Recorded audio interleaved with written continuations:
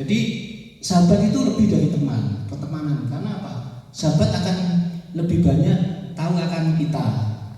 Karena kita sering bercerita, sering komunikasi. Saya dulu waktu SD pun punya teman dekat karena dia sebangku. Akhirnya kita sering bercerita tentang keluarga, tentang adik kakak dan lain sebagainya. Itu mendekatkan kita sehingga ada istilahnya merasa kehilangan kalau dia pindah atau kita lulus ya.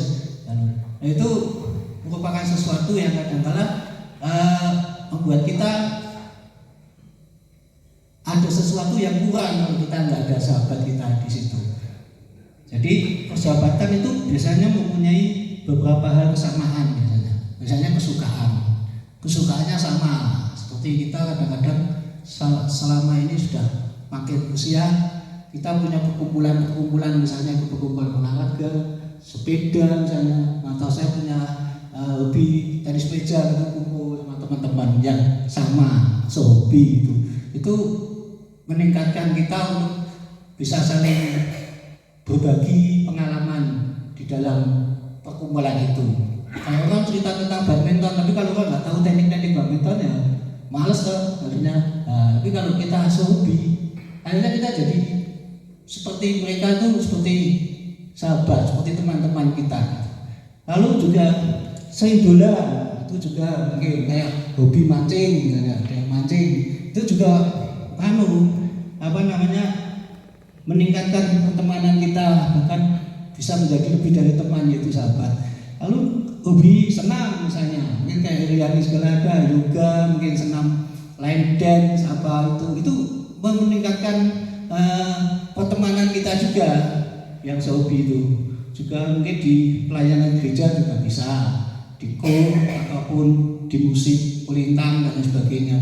Inilah, jadi pertemanan itu banyak hal yang bisa kita jangkau. Dalam arti, adakah kita nih mau istilahnya terbuka dengan orang lain, dengan orang-orang tertentu yang mungkin karena kita mungkin sehobi, sama kesukaan. Lalu akhirnya dengan pertemanan itu kita juga saling peduli gitu. Misalnya kalau sahabat kita sakit atau istilahnya ada kesusahan, ya dari keluarganya ada orang tuanya nggak ada, meninggal dan sebagainya, itu kita ada kepedulian. Maka dengan adanya kita usia yang makin bertambah ini, kita akan lebih bijak di dalam saling mempedulikan pertemanan.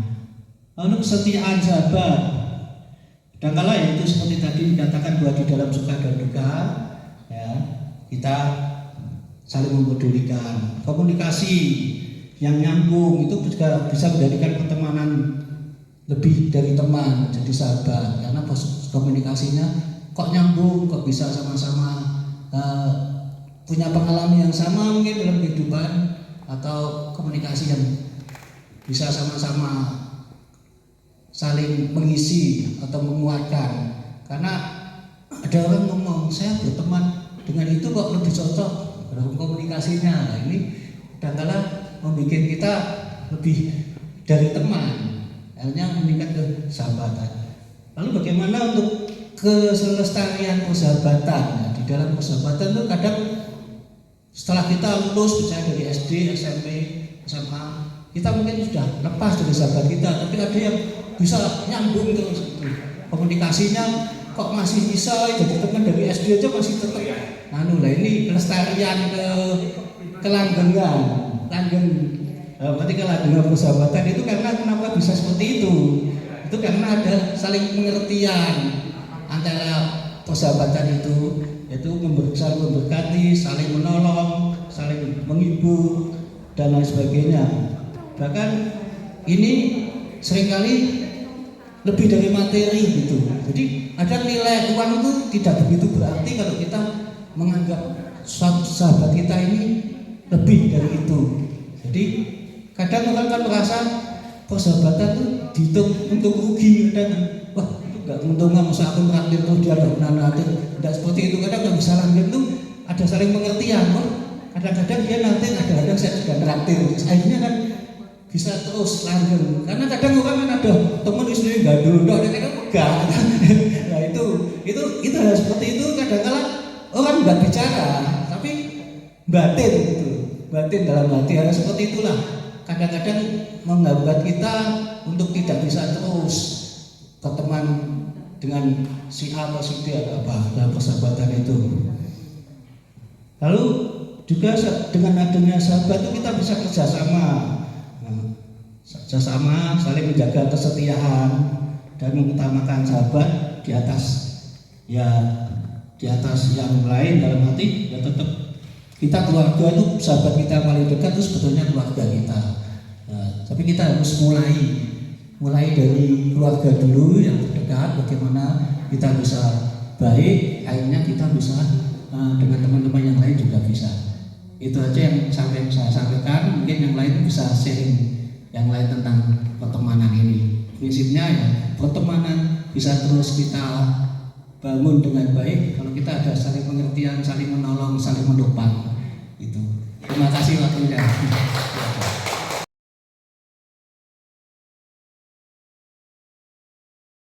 Itu dilahirkan di kota kecil Rembang.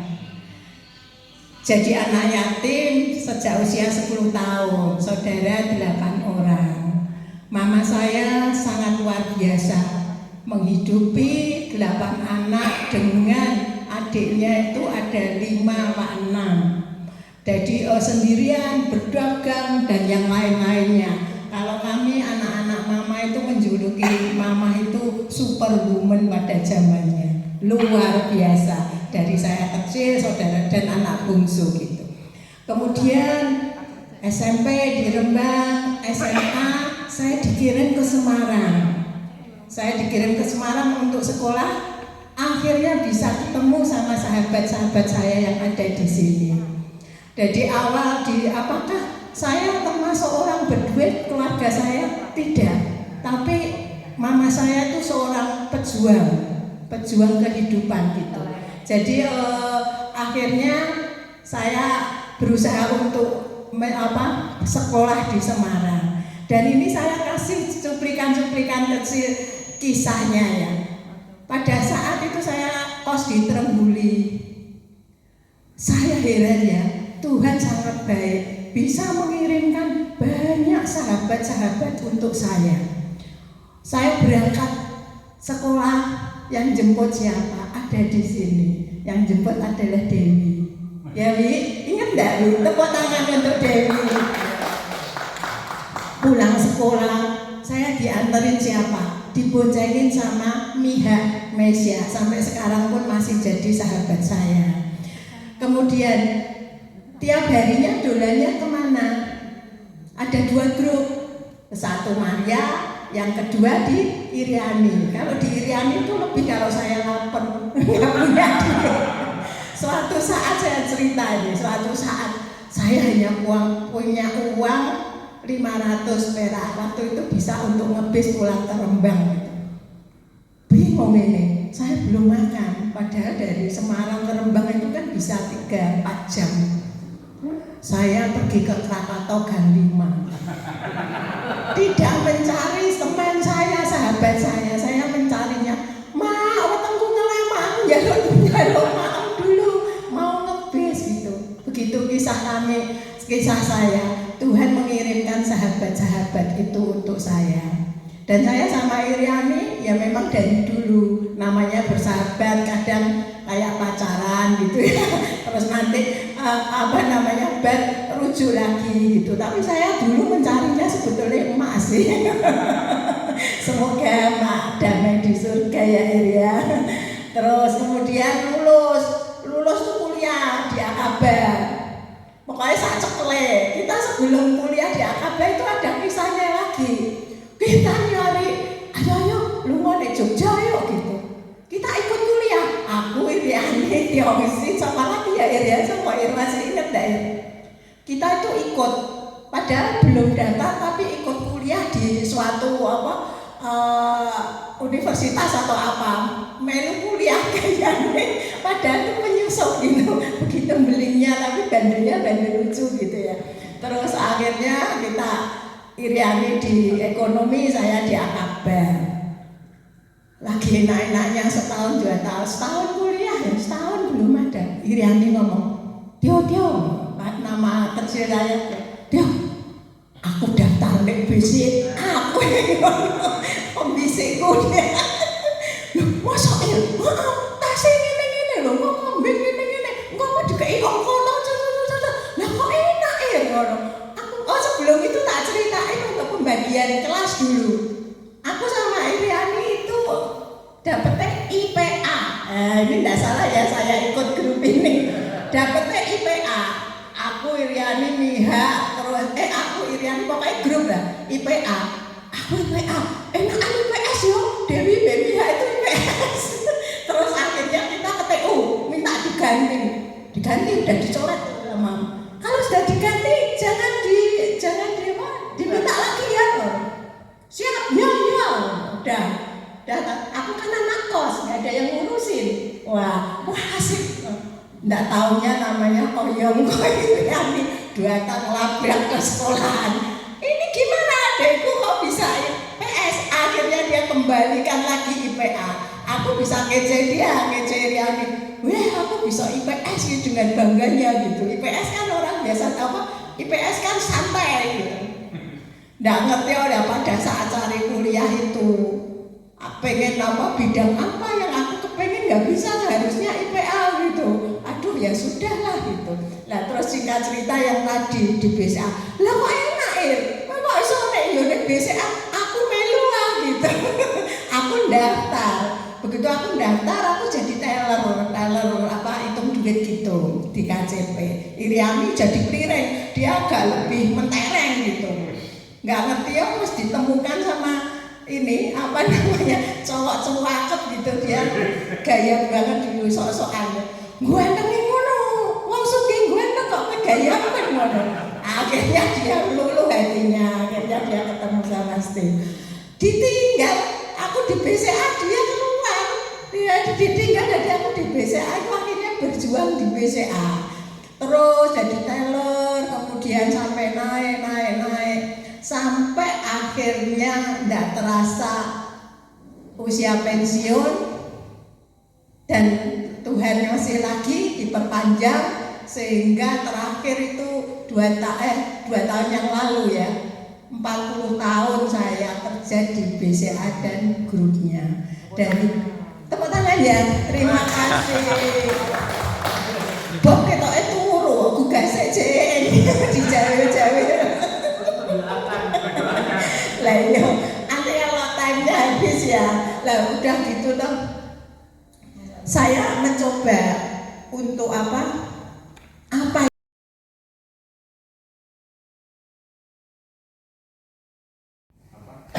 yang ini bilang pernah naksir saya katanya.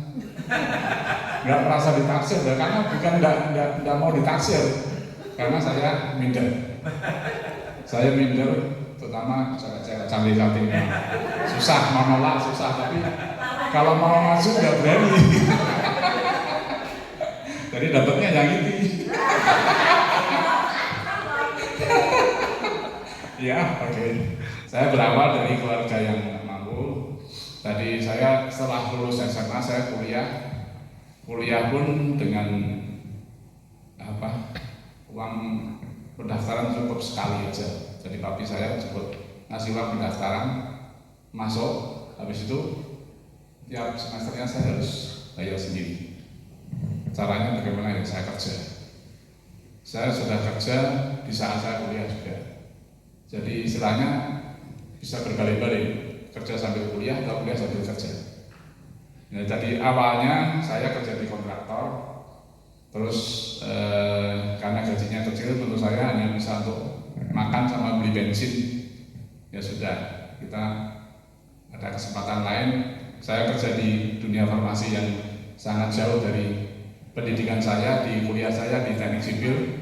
Tapi saya harus mencari peluang di dunia farmasi karena gajinya 3 kali lipat dari waktu saya di kontraktor. Jadi lumayan. Bisa beli macam-macam, bisa mulai menikmati hidup ya. Tapi pada saat saya mulai kuliah kan saya sama kerja. Saya 6 tahun itu saya kerja di dunia farmasi. Setelah itu kan saya dapat ancaman dari kampus kalau ini nggak selesai mau di DO. Jadi ya saya milih masuk kuliah lagi, tapi ya tidak selesai akhirnya, tersiap-siap. Akhirnya saya kerja lagi di bidang yang sebenarnya tidak saya geluti, yang bukan di bidang saya.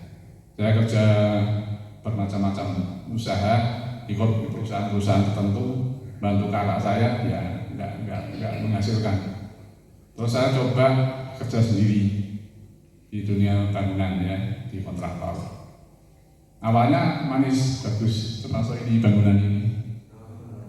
Ya, 2003 itu saya merintis, dapat kerjaan banyak, sini sana. Kelihatannya duitnya banyak, tapi rugi. Terus ya akhirnya nggak berkembang, malah akhirnya susah hidupnya. Ya itu kalau ceritanya sama Emil jauh. Emang enak terus, habis itu naik terus saya nungsep lagi. Habis naik nungsep lagi, nah gitu. Saya 2003 sampai 2005 itu nggak hidupnya susah, ya di bawah terus. Usaha punya anak, tapi kehidupan tidak mencukupi. Saya akhirnya harus kerja lagi, berangkat ke Jakarta lagi. Ada peluang di Jakarta, saya berjuang lagi. Ya, setelah berjuang, ketemu kontraktor bangkrut lagi. Mampus itu, pulang ke Semarang lagi. Nah itulah kehidupan saya. Setelah itu ya banyak kerikil tajam yang susah yang saya harus lewati ya. Masa-masa sulit. Sudah berkeluarga, sudah punya anak 2, kehidupan tidak mencukupi. Nah, setelah itu saya mulai merintis jualan kerupuk. Di 2007 itu saya jualan kerupuk karena kontraktor tadi bangkrut. Saya pulang tidak punya apa-apa, tinggal mobil pickup 1 sama uang 5 juta karena dikasih bonus 5 juta ini untuk pesanan. Saya belanjakan kerupuk aja enaknya ya, jual kerupuk dan baru mana-mana. Dari 2007 itu sampai sekarang saya masih jual kerupuk. Ya, Tuhan memberkati melalui jualan kerupuk. Nah, istri saya itu pernah mengkritik saya, kontraktor dodol kerupuk, banting harga dirinya dibanting. Itulah kadang-kadang istri itu memberi dorongan, tapi juga sekali pukul KO saya. Tapi nggak apa-apa, Tuhan masih memberi kesempatan. Ternyata sekarang yang menikmati justru dia, yang hasilnya sekarang dia yang mengikuti. Ya, mengikutisnya susah sekali.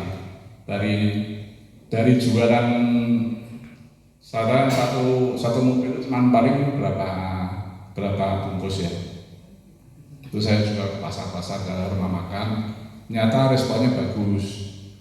Tapi ketika kita mencoba masuk ke retail toko oleh-oleh, ternyata nggak responnya nggak bagus, malah retro semua. Padahal itu lebaran momen yang bagus, malah nggak bagus. Itu rugi kita, di momen itu kita rugi. Nah kita belajar, salah berarti kita salah jalan.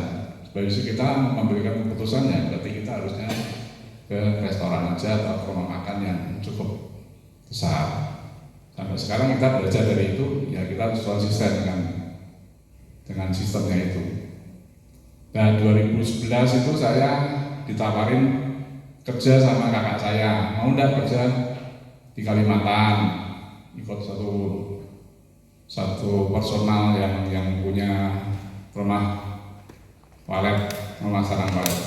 Nah disitulah saya kehidupan saya mulai membaik dari 2011 itu. Saya ikut di perusahaan itu sampai sekarang, sudah 14 tahun.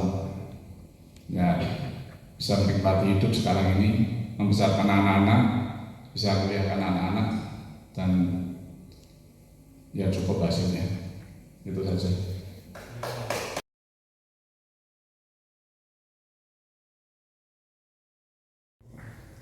Saya bisa ikut Tuhan Yesus bagaimana? Nah itu. Saya itu kan hidup di kampung, semua yang di sini mungkin mengalami memang zaman dulu itu zaman orang susah. Saya hidup ini apa namanya lemah. Jadi tidak ada jubelnya gitu. Hidup di rumah seperti itu. Ya, jadi saya lihatnya semua kok sama semua. Nah dari sana saya agama saya dulu ya mesti dikelenteng mesti saya setiap hari itu seperti dikelenteng terus. Kalau ada orang agama Kristen, wah saya hujat mati-matian. Karena semua tuh dikelenteng semua, ada satu keluarga dia Kristen sendiri. Wah dihujat tiap hari dihujat. Asal ketemu dihujat terus. Saya juga sama ketemu saya. Suatu ketika saya diajak ke gereja. Ya saya di gereja yang mau cuma lihat-lihat, mana yang cantik. Saya ini cuma seperti gitu, kok enggak serius. Akhirnya suatu ketika saya diuji sama Tuhan. Kendaraan saya hilang. Wah, kendaraan saya hilang, aku repot. Terus mungkin itu satu-satunya saya berdoa, pertama kali saya berdoa ini, Tuhan Yesus, kalau memang kamu ada kendaraan itu, tolong dikembalikan, yang megang saya sendiri. Aku tidak mau yang megang orang lain, tidak mau bahwa kamu betul-betul Tuhan itu ada. Kalau tidak ada, aku tetap tidak percaya pada Tuhan Yesus. Nah begitu kan, saya akan bikin seperti itu. Selanjutnya, doaku singkat dan terus zaman itu karena tidak percaya sama Tuhan Yesus. Akhirnya suatu ketika saya diajak disuruh papa saya untuk ngirim barang di Brimo. Pada waktu itu hujannya tuh deras sekali. Saya naik Vespa zaman itu. Karyawan saya megang barang. Semakin naik ke atas, semakin hujan semakin deras. Akhirnya saya niup yang jual kayak durian, kayak jual Aceh itu pinggir jalan di sana. Saya niup, tiba-tiba tuh kendaraan saya juga niup di tempat yang sama. Ini kendaraan saya ini, walaupun dia sudah diperempel, sudah apa kan aku ini apa? Karena trail itu kan sudah saya bobok semua knalpotnya. Jadi suaranya dari jauh, wah ini kendaraan, aku sudah tahu ini kendaraan. Parkir di tempat saya. Tapi kita itu terbawa kayak apa ya? Kayak pentung apa kayak besi, tapi dibawa sama itu namanya koran. Saya bilang karyawan saya namanya Men kamu sini, aku tak pergi di Brimob itu. Oh iya, tidak mau ngomongnya. Akhirnya benar tidak mau ngomong, saya ke Brimob. Itu ya Brimob ya lain sama polisi. Bener lain.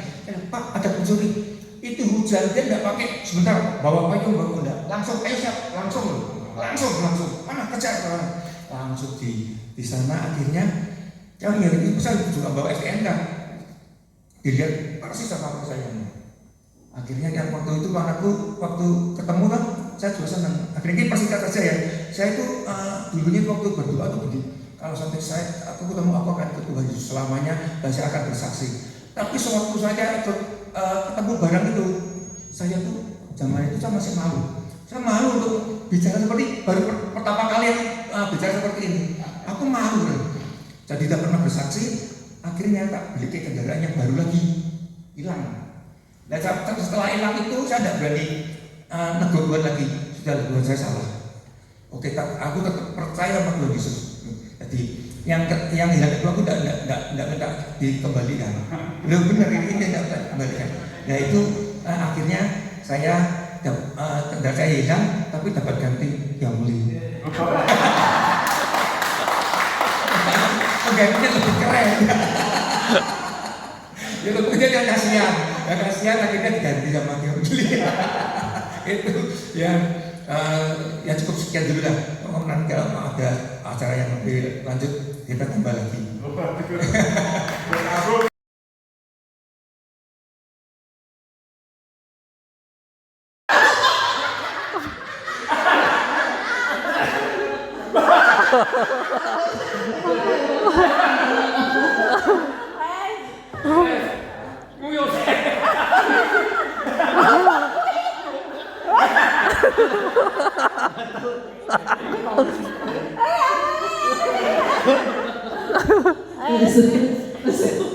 Nah, kamu kesini sekarang.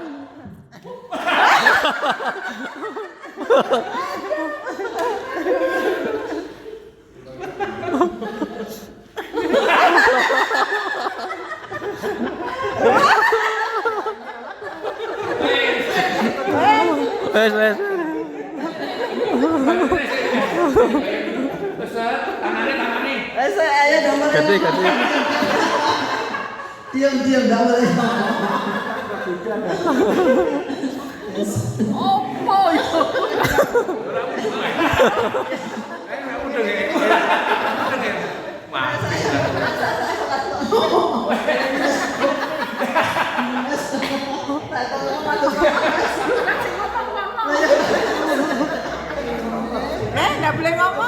Nggak boleh ngomong. Mas. Nggak ngerti aku.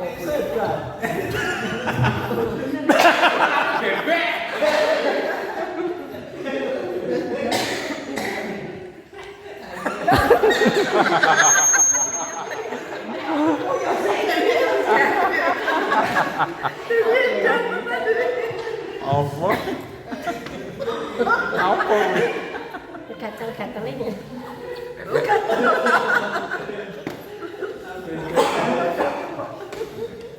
Kono beda.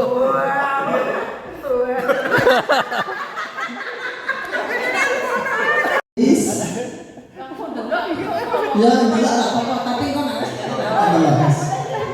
Mas. Madep nama saya, Mas. Ayo semua madep sana. Enggak boleh ngomong. Pernah gagal.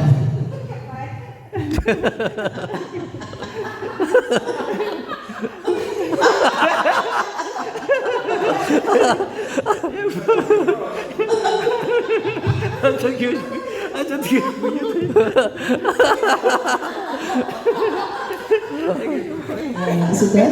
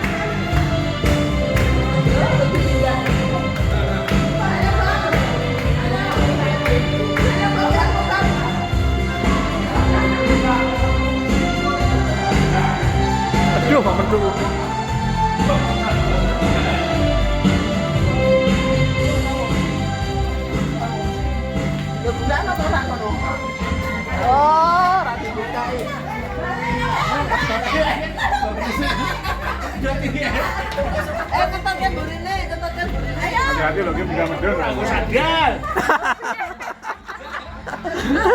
Oh, itu jangan.